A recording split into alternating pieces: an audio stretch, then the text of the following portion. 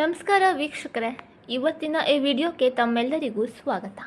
ಇವತ್ತಿನ ಈ ವಿಡಿಯೋದಲ್ಲಿ ನಿಮಗೆ ರಾಷ್ಟ್ರೀಯ ಉದ್ಯಾನವನಗಳಲ್ಲಿ ಒಂದಾಗಿರುವಂತಹ ಕೊಮೊಡೊ ರಾಷ್ಟ್ರೀಯ ಉದ್ಯಾನವನದ ಬಗ್ಗೆ ತಿಳಿಸಿಕೊಡ್ತೇವೆ. ಕೊಮೊಡೊ ರಾಷ್ಟ್ರೀಯ ಉದ್ಯಾನವನವು ಇಂಡೋನೇಷ್ಯಾದಲ್ಲಿದೆ. ಇದು ಸುಂಬಾವಾ ಮತ್ತು ಫ್ಲೋರೆಸ್ ದ್ವೀಪಗಳ ನಡುವೆ ನೆಲೆಸಿದೆ.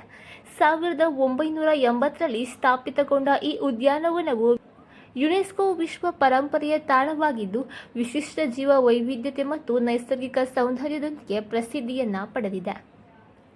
ಈ ಉದ್ಯಾನವನವು 3 ಪ್ರಮುಖವಾದ ದ್ವೀಪಗಳನ್ನು ಒಳಗೊಂಡಿದೆ. ಅವುಗಳೆಂದರೆ ಕೊಮೊಡೊ, ರಿಂಚಾ ಮತ್ತು ಪಡಾರ್. ಅದೇ ರೀತಿ ಜೊತೆಗೆ ಹಲವಾರು ಸಣ್ಣಪುಟ್ಟ ದ್ವೀಪ ಪ್ರದೇಶಗಳನ್ನು ಒಳಗೊಂಡಿದೆ. ಈ ಪ್ರದೇಶವು 1733 ಚದರ ಕಿಲೋಮೀಟರ್ ವಿಸ್ತೀರ್ಣವನ್ನು ಹೊಂದಿದೆ. ಇದರಲ್ಲಿ 603 ಚದರ ಕಿಲೋಮೀಟರ್ ಭೂಭಾಗವಾಗಿದೆ. ಈ ದ್ವೀಪಗಳು ಅಗ್ನಿಪರ್ವತೀಯ ಮೂಲದವುಗಳಾಗಿದ್ದು, ಸಡಲಾದ ಪರ್ವತ ಶ್ರೇಣಿಗಳನ್ನು ಒಳಗೊಂಡಿದೆ.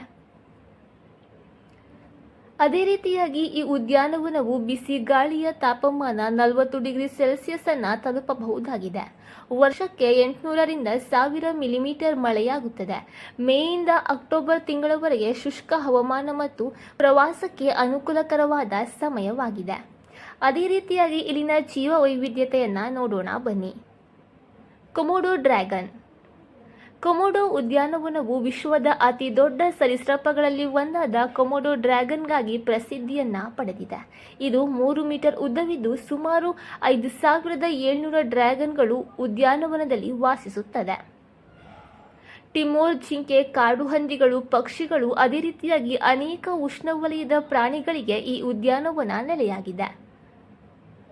ಈ ಉದ್ಯಾನವನವು ಕೋರಲ್ ಟ್ರಯಾಂಗಲ್ನಲ್ಲಿದೆ. ಇದು ವಿಶ್ವದ ಅತ್ಯುತ್ತಮ ಸಮುದ್ರ ಜೀವ ವೈವಿಧ್ಯತೆಯ ಪ್ರದೇಶವಾಗಿದ್ದು, ಇಲ್ಲಿ 1000ಕ್ಕೂ ಹೆಚ್ಚು ಮೀನು ಪ್ರಜಾತಿಗಳು, 200ಕ್ಕೂ ಹೆಚ್ಚು ಪ್ರಾಣಿಗಳು, ಅದೇ ರೀತಿಯಾಗಿ 70ಕ್ಕೂ ಹೆಚ್ಚು ಸ್ಪಾಂಜ್ ಪ್ರಜಾತಿಗಳು ಅಸ್ತಿತ್ವದಲ್ಲಿದೆ. ಪ್ರಾರಂಭದಲ್ಲಿ ಈ ಉದ್ಯಾನವನವನ್ನು ಕೊಮೊಡೊ ಡ್ರ್ಯಾಗನ್ ಅನ್ನು ಸಂರಕ್ಷಿಸಲು ಸ್ಥಾಪಿಸಲಾಗಿತ್ತು.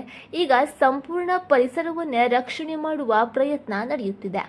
1991ರಲ್ಲಿ ಯುನೆಸ್ಕೋ ವಿಶ್ವ ಪರಂಪರೆಯ ತಾಣವಾಗಿ ಈ ಉದ್ಯಾನವನವನ್ನು ಘೋಷಿಸಲಾಯಿತು.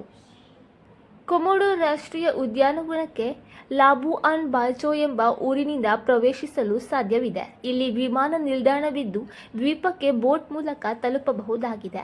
ಪ್ರವಾಸಕ್ಕೆ ಮೇಯಿಂದ ಅಕ್ಟೋಬರ್ ತಿಂಗಳು ಅತ್ಯುತ್ತಮವಾದ ಸಮಯವಾಗಿದೆ.